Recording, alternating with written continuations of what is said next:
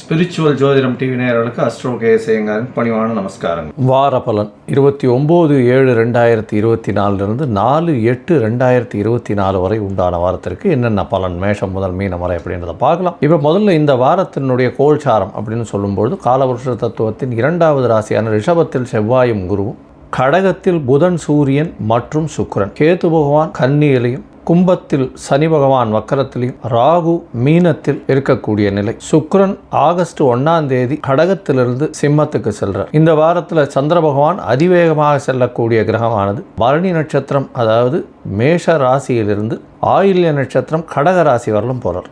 அதாவது இது 4 ராசிகள் போகிறார். அதாவது பரணி, கிருத்திகை, மேஷம், ரிஷபம், மிதுனம், கடகம் 4 ராசிக்கு அவர் போகிறார். இந்த வாரத்தில் பார்த்தாலேயாளர் விசேஷ நாட்கள் அப்படின்னு சொல்லக்கூடியது 29ஆம் தேதி ஆடி கிருத்திகை, முருகப்பெருமானுக்கு பெரிய ஏற்றம் கொடுக்கக்கூடிய நாள். எதிரிகள் அற்ற நிலை வேண்டும்னா முருகப்பெருமானை வேண்டது ரொம்பவும் நல்லது. குழந்தை பிராப்தி ஏற்படுறதுக்கும் முருகனை வேண்டிக் கொள்வது மிகவும் ஏற்றம். 31/7/2024 அன்னைக்கு ஏகாதசி, அதாவது கிருஷ்ணபக்ஷ ஏகாதசி அன்னைக்கு முடிஞ்சவர்களும் பெருமாளுக்கு உண்டான விஷயங்களை, அதாவது சகஸ்ரநாமம் இந்த மாதிரியான ஸ்லோகங்களை போட்டு கேட்டு பெருமாளுக்கு உண்டான விஷயங்களை பண்ணுறது ரொம்பவும் விசேஷம்.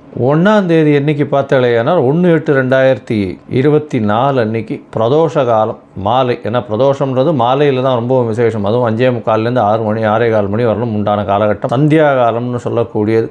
அந்த தீபாராதனை சிவன் கோவிலில் பெரிய விசேஷம். நந்திதேவனுடைய கொம்பின் வழியாக தீபாராதனையை பார்க்கறது மிகப்பெரிய ஏற்றத்தை கொடுக்கும். நினைத்த காரியங்கள், கடன் தீரக்கூடிய பிரச்சனைகள், அதை தவிர எல்லா பிரச்சனைகள், உடல் நலத்தில் உண்டான பிரச்சனைகள். பிரதோஷ காலம் 1 வருஷ காலம் நீங்கள் இது பண்ணிங்களே ஆனால், அதாவது சாப்பிடாமல் உபவாசம் இருந்து பிரதோஷ தீபாராதனையை பார்த்துட்டு சாப்பிடும் பட்சத்தில் உங்களுக்கு ஏற்பட்ட கடனோ, உங்களுக்கு ஏற்பட்ட நோயோ, உங்களுக்கு ஏற்பட்ட எந்த ஒரு குடும்பத்தில் பிரச்சனைகளோ எல்லாமே விலகக்கூடிய வாய்ப்புகள் மிகவும் உண்டு.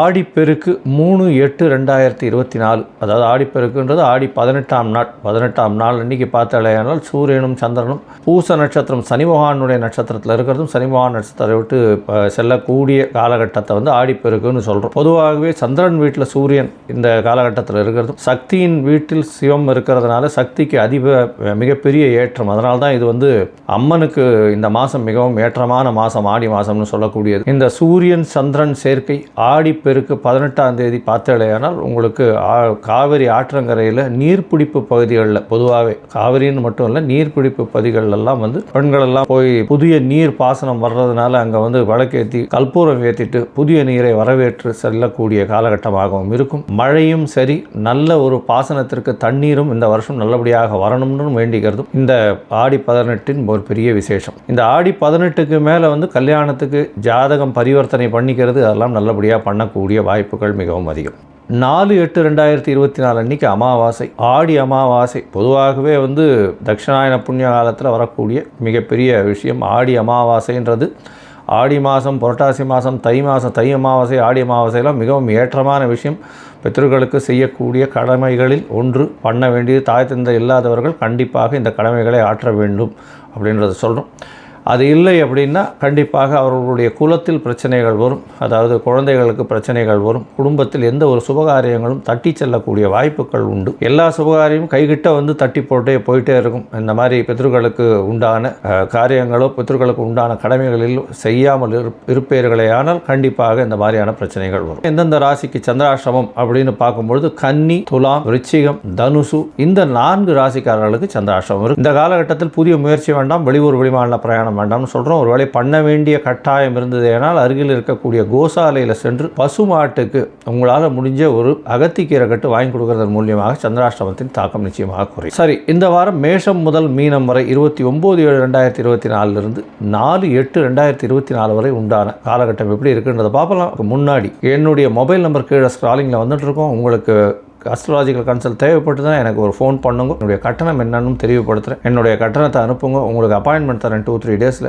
இந்த அப்பாயின்மெண்ட் மூலமாக உங்களுடைய பிரச்சனைகள் என்ன அப்படின்றத பார்த்து அதற்குண்டான ஒரு எளிய பரிகாரம் என்ன அப்படின்றத சொல்கிறேன். சரி, இப்போ மேஷம் முதல் மீனம் வரை 29/7/2024 4/8/2024 வரை உண்டான நாட்கள் எப்படி இருக்குன்னு பார்க்கலாம். மீனம், பூரட்டாதி, உத்திரட்டாதி, ரேவதி இந்த 3 நட்சத்திரம் 9 பாதங்களை கொண்ட ராசி. ராசியின் அதிபதினு சொல்லக்கூடியவர் குரு பகவான் ராசிக்கு 3ஆம் இடத்துல இருக்கார், 2ஆம் அதிபதியோடு சேர்ந்து இருக்கார்.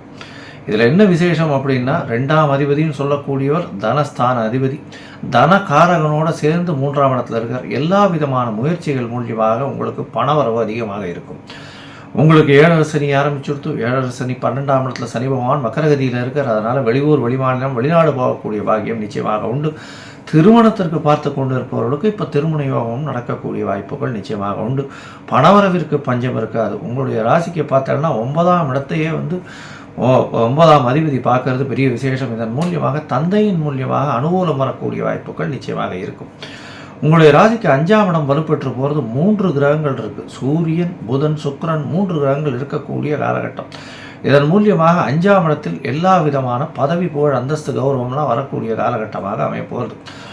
உங்களுடைய குழந்தைகள் மூலியமாக நல்ல ஒரு ஏற்றம் கிடைக்கக்கூடிய காலகட்டம். 5ஆம் இடத்தில் 3 கிரகங்கள் இருக்கிறது மூலியமாக குழந்தை பிராப்தி ஏற்படக்கூடிய வாய்ப்புகள் நிச்சயமாக உண்டு. இந்த வாரம் பார்த்தலையானால் உங்களுடைய ராசிக்கு அதிவேகமாக செல்லக்கூடிய கிரகமான சந்திர பகவான் உங்களுடைய ராசிக்கு 5ஆம் அதிபதி, உங்களுடைய ராசிக்கு 2ஆம் இடத்துல இந்த வாரத்தில் ஆரம்பிக்கிறார். 29/7/2024 4/8/2024 வரலும் உண்டான வாரத்தில் சந்திர பகவான் 29/7/2024 மாலை ஒரு 8:30 மணி வரலும் இருக்கக்கூடிய காலகட்டம். குடும்பத்தில் நல்ல ஒரு ஏற்றம் கிடைக்கக்கூடிய காலகட்டம். கணவன் மனைவிக்குள்ள நல்ல ஒரு ஒற்றுமை இருக்கக்கூடிய காலகட்டம். ஏன்னா குரு பகவான் 7ஆம் இடத்தை பார்க்குறதும் சப்தமத்தை பார்க்குறதும் அதன் மூலியமாக கணவன் மனைவிக்குள்ளே இருக்கக்கூடிய பிரச்சனைகள் சுமூகமாக தீரக்கூடிய வாய்ப்புகள் நிச்சயமாக உண்டு. எதிர்பாலினத்தவர் மூலியமாக நல்ல ஒரு ஏற்றம் கிடைக்கும். பார்ட்னர்ஷிப் பிஸ்னஸில் சிறு சிறு தொய்வுகள் இருக்கும். பணவரவிற்கு பஞ்சம் இருக்காது. தேவையற்ற செலவுகள் இருக்கக்கூடிய காலகட்டமாக அமையும். இந்த வாரம் உங்களுடைய ராசிக்கு 3ஆம் இடத்துல சந்திர பகவான் போகிறார். 27ஆம் தேதி மாலை 8:30 மணியிலிருந்து 1ஆம் தேதி அதிகாலை ஒரு 12:30 மணி வரலும் 12:30 மணி கார்த்தால பார்த்து அடையாளம் அது வரலும் இருக்கார். இந்த காலகட்டத்தில் குரு சந்திர யோகம், அதாவது கஜகேசரி யோகம், குருமங்கள யோகம், சந்திரமங்கள யோகம்ன்ற யோகங்கள்லாம் அமையிறது. 3ஆம் அதிபதியும் 5ஆம் அதிபதியும் பரிவர்த்தனை யோகம் அமையிறது பெரிய விசேஷம். இதன் மூலியமாக புதிய முயற்சிகள் எல்லாமே வெற்றி பெறும். கணவன் மனைவிக்குள் இவ்வளவு நாளாக குழந்தை பாக்கியம் இல்லாதவர்களுக்கு நிச்சயமாக குழந்தை பாக்கியம் ஏற்படக்கூடிய வாய்ப்புகள் நிச்சயமாக உண்டு. முயற்சிகள் அனைத்தும் வெற்றி அடையும். வெளிநாடு போகணும்னு பார்த்துட்டு இருக்கிறவர்களுக்கு நல்ல ஒரு ஏற்றம் கிடைக்கும். படிக்கக்கூடிய மாணவர்களுக்கு பெரிய ஏற்றம். போட்டித் தேர்வில் வெற்றி பெறக்கூடிய வாய்ப்புகள் நிச்சயமாக உண்டு. உங்களுடைய ராசிக்கு பார்த்தலையானால் 6ஆம் இடத்துல சுக்கிர பகவான் போகிறார் 1/8/2024 அன்னைக்கு. இதன் மூலியமாக எல்லா விதமான வெற்றியும் கிடைக்கக்கூடிய வாய்ப்புகள் உண்டு. புதிய வேலை கிடைக்கக்கூடிய வாய்ப்புகள் நிச்சயமாக உண்டு. உங்களுடைய ராசிக்கு 4ஆம் இடத்துல சந்திர பகவான் போகிறார். 4ஆம் இடத்துல சந்திர பகவான் போகும்பொழுது 1ஆம் தேதி அதிகாலையிலிருந்து 3ஆம் தேதி காலை ஒரு 7:30 மணியில் வரலும் இருக்கக்கூடிய காலகட்டம். இந்த காலகட்டத்தில் பரிவர்த்தனை யோகம் அமையிறது. 4-5 பரிவர்த்தனை யோகம் அமையிறது. தாயின் உடல்நிலையில் நல்ல ஒரு ஏற்றம் இருக்கும். புதிய வீடு மனை வாங்கக்கூடிய பாக்கியம் நிச்சயமாக உண்டு. அதற்காக புதிய கடன் வாங்கக்கூடிய வாய்ப்புகள் நிச்சயமாக இருக்கும். உங்களுடைய ராசிக்கு பார்த்தீங்கன்னா 4ஆம் இடத்தின் அதிபதி 5ஆம் இடத்துலையும் 5ஆம் இடத்து அதிபதி 4ஆம் இடத்தில் இருக்கிறது மூலியமாக பரிவர்த்தனையாய் ஆட்சி பெற்று போகிறதுக்கு சமம். இதன் மூலியமாக பார்த்தீங்கன்னா உங்களுடைய குழந்தைகள் மூலியமாக பெரிய ஏற்றம் கிடைக்கும்.